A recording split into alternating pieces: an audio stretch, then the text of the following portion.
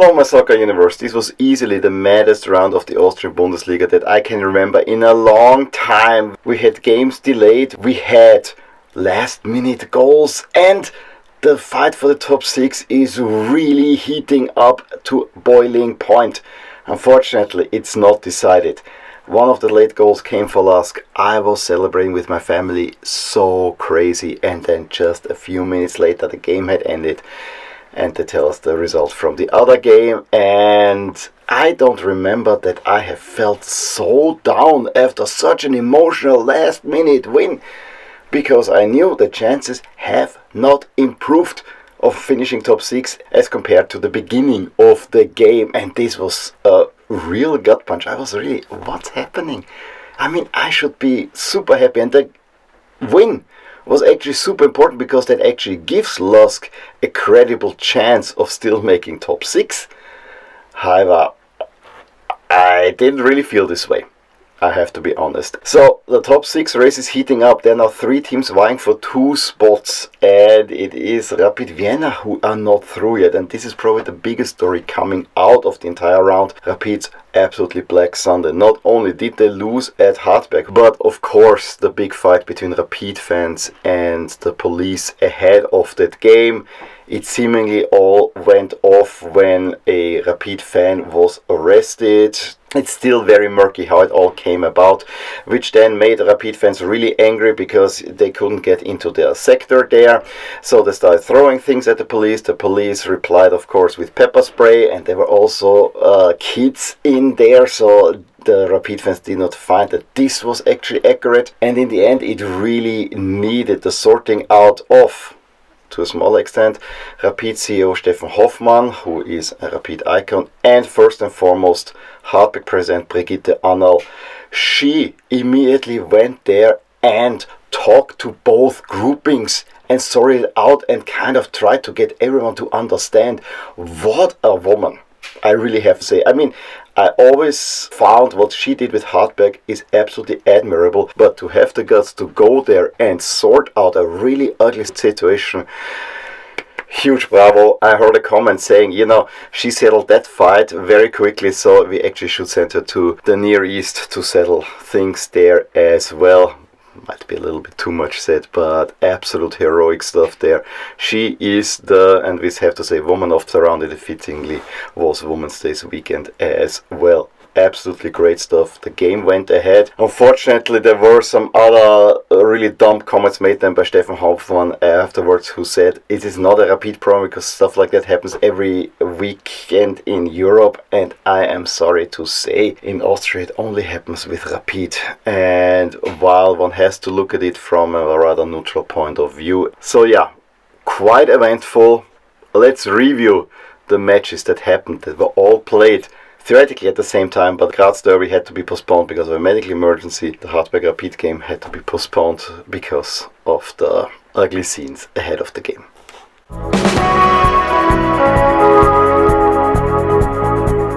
Salzburg want to confirm their really good results against Austria Vienna and Sturm Graz with another win at Altach, and they only managed a 1-1 draw. However, the result was more or less a fluke. Salzburg took an early lead through Vertessen and had plenty of chances and should have seen out this game easily. The equalizer after a penalty out of nowhere. It was a foul at the corner of the box, you know, 2 players going for the ball. Salzburg player hitting the Altach player. Barry steps up. Schlager actually saves the penalty. However, on the rebound, Dietz gets the equalizer, and Salzburg really tried to push them for the win. However, they cannot find it, so a little step back for them as well, but the performance was overall good.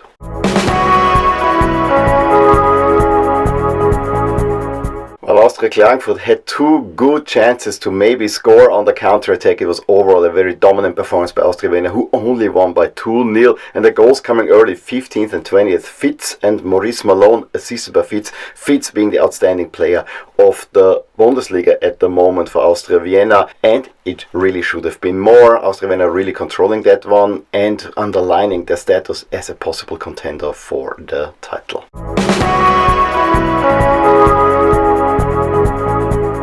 The marquee fixture of the round surely was the derby in Graz. This time it was a home game for GAK, and because of some issues, the Sturm Graz fans actually voluntarily stayed away from that game, so it was kind of a weird atmosphere as well there. There was a whole or nothing for the most of the game. Sturm Graz controlling it without being really dangerous and GRK holding tight. And then in the 78th minute, Perchtold, the oldest Bundesliga player and a GRK legend, scores the go-ahead goal with a great shot from the edge of the box. However, he's getting booked with a yellow card because he celebrated taking his shirt off. And of course, that was crucial then later on. However, a Johnston cross and Kitashvili heads it home in the 86th minute for the equalizer. Then Perchtold is sent off for a yellow card foul as GRK really tried to hold on for that one point, and they run into a counter-attack in the 92nd minute where Grigic finds Jalkue, who actually could have seen another attacker there as well, but he goes it himself and he gets the winner. Sturm Graz hold first place in the last seconds of the game.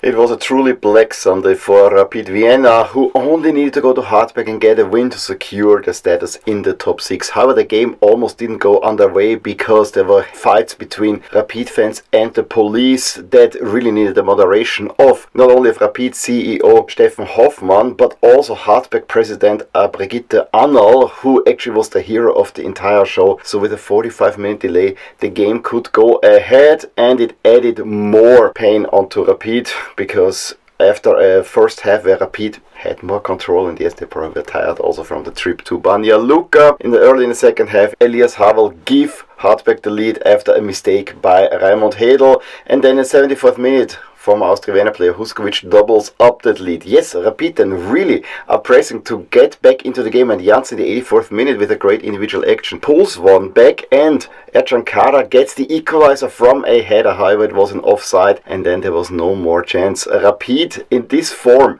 lose against Hartberg, who had only minimal chances to make the top 6, and now Rapid have to fear that they might actually miss out.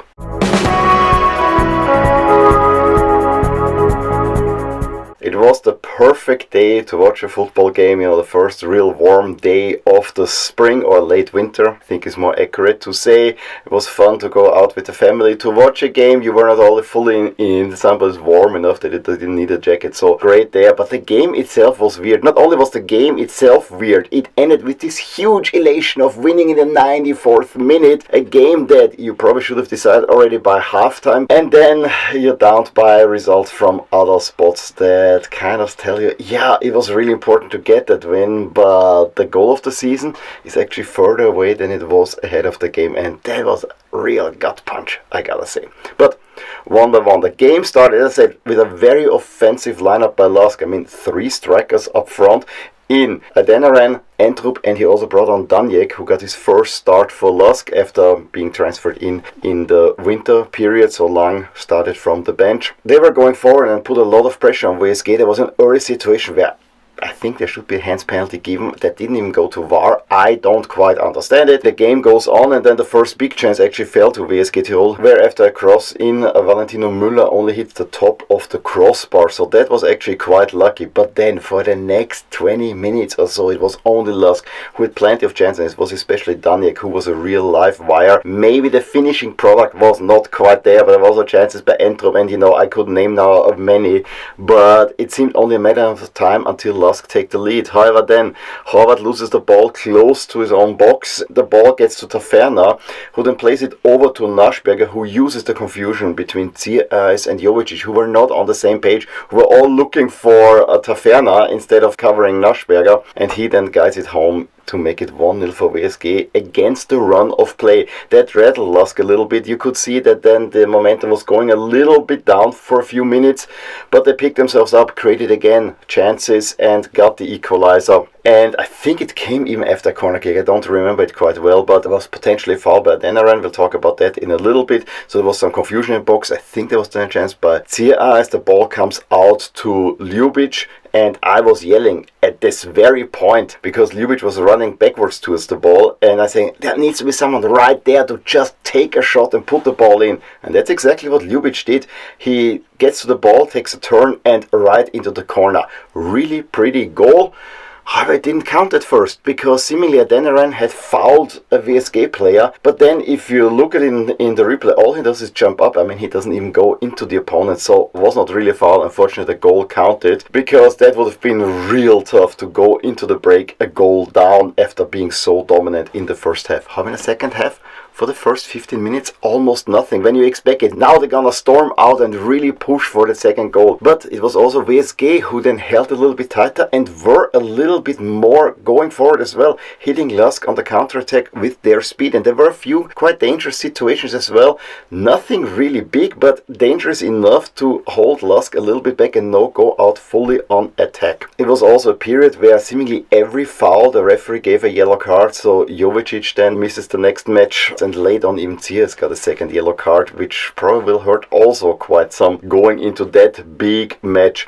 I yelled around the 60th minute that we really need some help from the bench, and Schopp then brought on Lang for Horvath and Schul for Daniek. Daniek had himself run a little bit ragged after being a live wire in the first half. With Schul you had a player who has a lot more experience and also skill, maybe not the speed of a young guy, and there were the chances there. I mean, there was one by Denner and there was one by Entrup, but it seemed like the game is gonna end in a draw, which would have been a real gut punch, and I didn't even see it coming that LASK is gonna win that one. However, credit where credit's due, there was a run, I think it was by Bello on the left side, and it was really, everyone knew this is the last chance. There were only 3 minutes stoppage time given, and this was well over, but we knew there will be a little bit more because there were quite some treatments as well happening, and it literally seemed like a last run, and my little one was yelling, yes, now, it's gonna happen, and I was even saying that I cannot quite see it, but Bello makes the run in. The cross is clear towards Jovicic, who makes a cross from the other side in, and Schul heads it in 94th minute. Huge winner, absolutely deserved winner. However, also gut punch for Tirol, who for the third game in a row concede a late goal that cost them points, and for the second time in a row they concede a late goal in Linz to end up losers. So I felt for them. However, we really needed those 3 points because after the match we heard the result from Wolfsberg.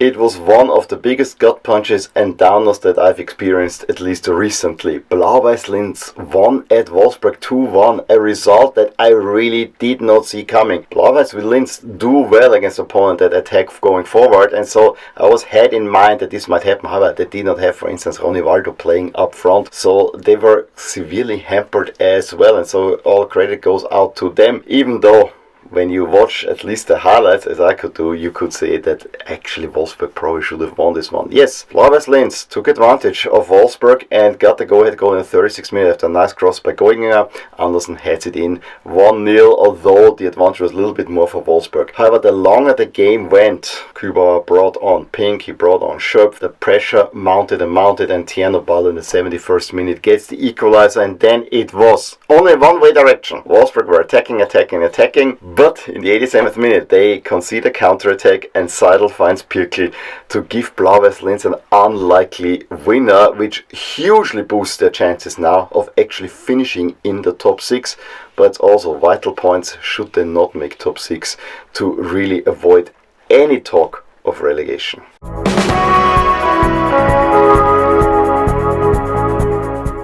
Now, to better understand why this Blau-Weiss win was such a gut punch for LASK fans, just look at now the standings. LASK actually go up into 5th spot because Rapid lost. That should be a reason to celebrate. However, ahead of this round, LASK had a 68% chance of qualifying. You win and your chances decreased because, as we will see, the last round is not favorable for LASK, whereas Blau-Weiss Linz have now better chances. And Rapid Vienna, yeah, you would think they go through because they just need to get a win and are in. But in the form that Rapid currently are, and they again have a tough match in Europe as well, it's not necessarily a foregone conclusion. However, they have the best chance. If teams end up level on points, head-to-head comes into play, and the head-to-head goes as follows. Both Linz teams have the head-to-head over Rapid, and Blau-Weiss has the head-to-head over LASK. So basically the 7th place team is ahead of all the other 2 teams, which of course adds another wrinkle. And for the neutral, this is truly exciting. On top, Sturm Graz just stay ahead of Austria because of goal difference. The head-to-head is dead level there. And Wolfsberg and Salzburg are also relatively close to each other again. Salzburg, despite only getting a point and the distance a little bit increasing towards the top, points will be halved. I still think Salzburg is a veritable threat for the championship. And on the bottom, the situation for GRK and Altach did not change as well. And you know, WSG Tirol is a team that performs well, but let loose of quite a few points. I even think that Klagenfurt is not out of it quite yet.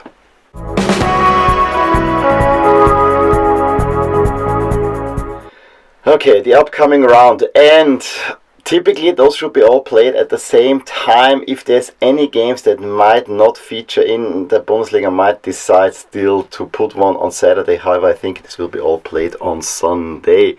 It all comes down to the top 6 battle, where Rapid have GRK at home. This should be an easy win at home. Blau-Weiss Linz play Hartberg, not the easiest opponent, and Blau-Weiss have a little bit of a tougher time at home against smaller opponents. However, you would favor them to win this one. And so, LASK have to go to Sturm Graz, the leader in the table. And I don't expect LASK necessarily to win at Sturm Graz. Yes, at the moment, no team has gotten more points in 2025 than LASK. LASK are unbeaten on a good run, where Sturm Graz look a little bit shaky, but it's still going to the first place team with a huge crowd supporting them. So I have a real hard time being super positive out of that one. LASK will qualify for the top 6 if they match the worst result of Rapid and Blau-Weiss Linz. So let's say Rapid draw and Blau-Weiss Linz win, then LASK need to draw to qualify as well, just as a situation. But if both of these teams perform better than LASK is out. We also have a true top game between Salzburg and Wolfsberg, and then a bottom duel between Austria Klagenfurt and Altach, and that will tell us a whole lot potentially about how it will be for Klagenfurt. Can they stave off Altach or not?